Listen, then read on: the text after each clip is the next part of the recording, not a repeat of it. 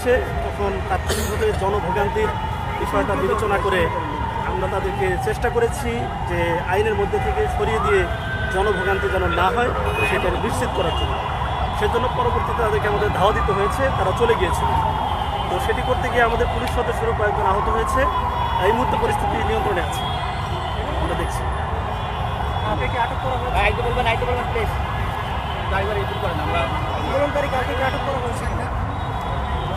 ধন্যবাদ। আমরা সকাল থেকে যেটি জানতে পেরেছিলাম যে এই মোবাইল ব্যবসায়ীদের একটি অংশ সোনারগাঁও ক্রসিং অবরুদ্ধ করবে। তো সেটার প্রেক্ষিতে 11টার দিকে আমরা যখন দেখলাম তারা রাস্তা বন্ধ করে ফেলেছে, তো জনভোগান্তি হচ্ছিল এবং গাড়ি ঘোড়া বন্ধ হয়ে যাচ্ছিল। সেটি জনভোগান্তি বিষয়টা মাথায় রেখে আমরা চেষ্টা করেছি তাদেরকে সেখান থেকে সরিয়ে দেওয়ার জন্য। সেখান থেকে সরিয়ে দেওয়ার জন্য যতটুকু আইনের মধ্যে থেকে অ্যাকশন নেওয়া দরকার সেটি আমরা নিয়েছি। তারা চলে গিয়েছিল, কিন্তু কিছুক্ষণ পরে তারা আবারও চেষ্টা করেছে পুরো রাস্তা বন্ধ করে দেওয়ার জন্য। তখন আমাদেরকে একটু অ্যাকশনে যেতে হয়েছে। সেটি করতে গিয়ে আমাদের পুলিশ সদস্যেরও কয়েকজন আহত হয়েছে। এই মুহূর্তে পরিস্থিতি নিয়ন্ত্রণে আছে। কজনকে আটক করা হয়েছে সেটি জানাচ্ছি।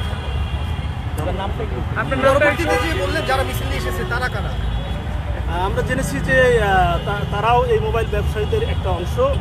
তবে আমরা চেষ্টা করছি যে এই মোবাইল ব্যবসায়ীদের আড়ালে অন্য কোনো মিসক্রিয়েন্ট বা দুষ্কৃতিকারী এটার মধ্যে ঢুকে গেছে কিনা আমরা সেটি জানার চেষ্টা করছি। আপনার নামটা ভাইয়া নামটা? আমার নাম শওকত। Thank you.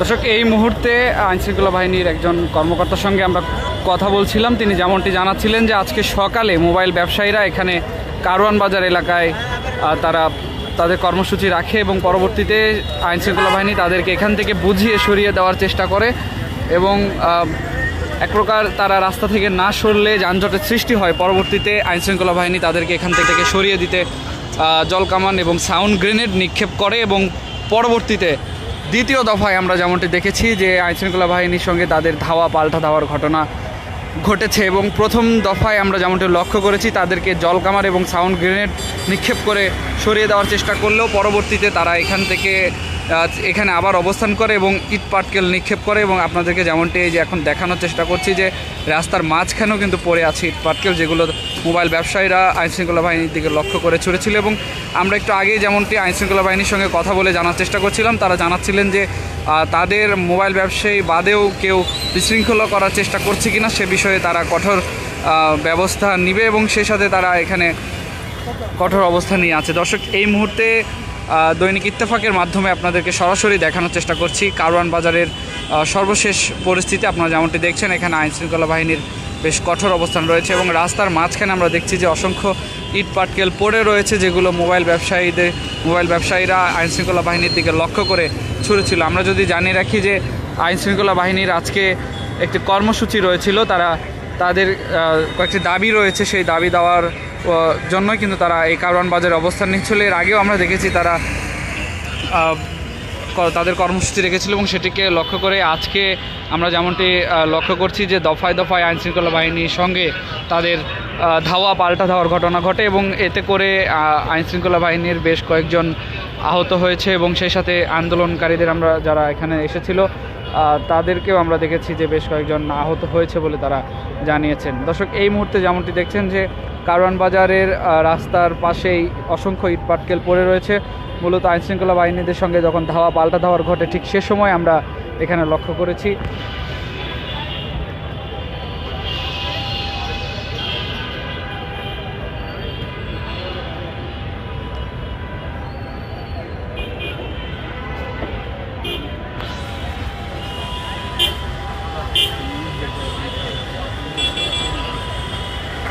দর্শক, আপনাদেরকে যদি জানিয়ে রাখি যে যারা মোবাইল ব্যবসায়ীরা রয়েছে তারা আজকে কারওয়ান বাজার এলাকায় একটি কর্মসূচি রেখেছিল এবং তাদের বেশ কয়েকটি দাবি রয়েছে। সেই দাবি দেওয়া নিয়ে তারা আজকে কারওয়ান বাজার এলাকায় রাস্তায় দাঁড়িয়েছিল। ঠিক সে সময় আইনশৃঙ্খলা বাহিনী তাদেরকে এখান থেকে বুঝিয়ে সরিয়ে দেওয়ার চেষ্টা করে, কিন্তু তারা না সরলে আইনশৃঙ্খলা বাহিনী তাদের উপর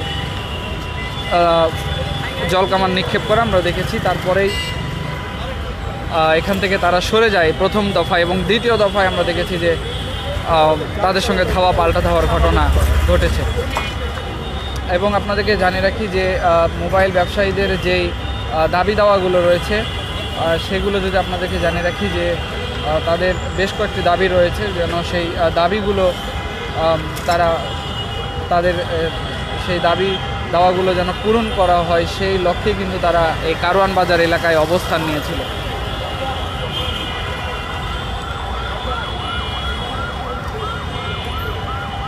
আপনারা জানেন যে national equipment identity register NIR যেটি রয়েছে সেটিকে কেন্দ্র করে সংস্কার একচেটিয়া সিন্ডিকেট এবং বিলোপ মোবাইল ফোন আমদানিতে উন্মুক্ত সুযোগের দাবিতে তারা এই রাজধানীর কারওয়ান বাজারের সড়কে অবরোধ করে এবং বিক্ষোভ করেছিলেন এবং এই এলাকাতে সে সময় যান চলাচল বন্ধ হয়ে পড়লে ভোগান্তিতে পড়েন সাধারণ যাত্রীরা এবং সেটিকে কেন্দ্র করে আইনশৃঙ্খলা বাহিনী তারা এক প্রকার ধাওয়া পাল্টা ধাওয়ার ঘটনা ঘটে ব্যবসায়ীদের সঙ্গে।